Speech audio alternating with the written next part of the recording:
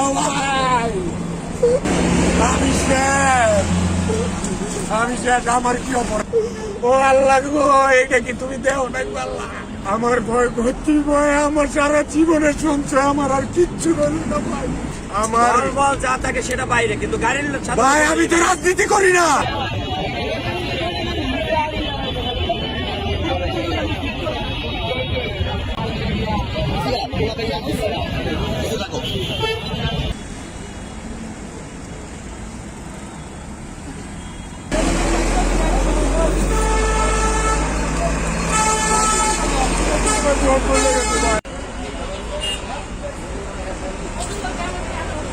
ভাই আমি খুব ছোট একটা মাদন, সারা জীবনে গাড়িতে কর্ম করে একটি গাড়ি করেছি ভাই। আমার গাড়ি কি অপরাধ? আমি তো শেষ ভাই, আমার আর কিচ্ছু নাই।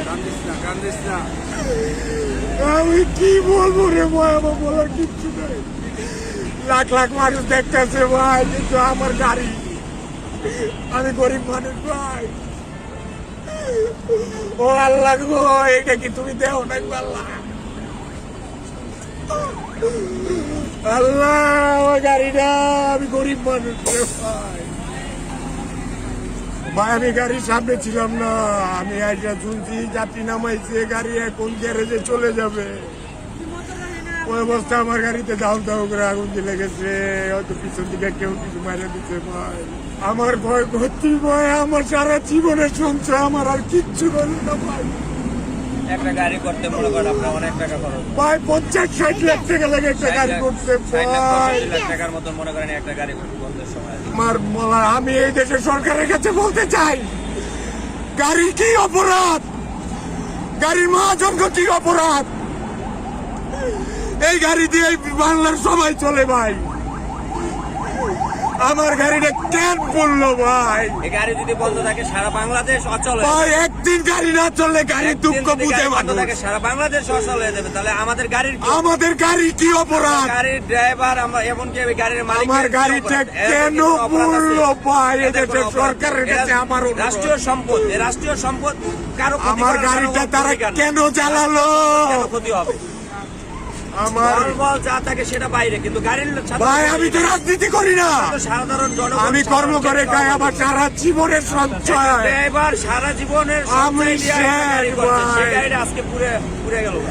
আমি চাক্কা দুইয়া ড্রাইভার স্টাফ, অনেক কষ্টে তিল তিল করে গাড়ি করছি। আমার সারা জীবনের স্বপ্ন, আমি রাত্রে ঘুমানোর স্বপ্ন দিই আমার গাড়ি।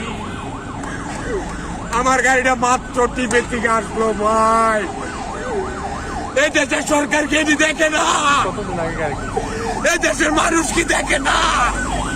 আমি খুব ছোট্ট একটা মহাজন ভাই, আমার সারা জীবনের সঞ্চয় রে ভাই। ওই ভাই, আমার গাড়ির কি অপরাধ? আমার সারা জীবনের সঞ্চয় আমার এই গাড়ি। ও ভাই, আমার গাড়ি না, আমি শেষ, আমি শেষ। আমার কি অপরাধ? আমার গাড়ির কি অপরাধ?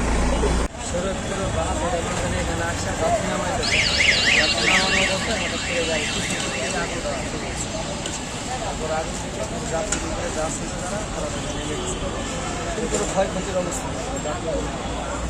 সন্ধ্যার পরে হঠাৎ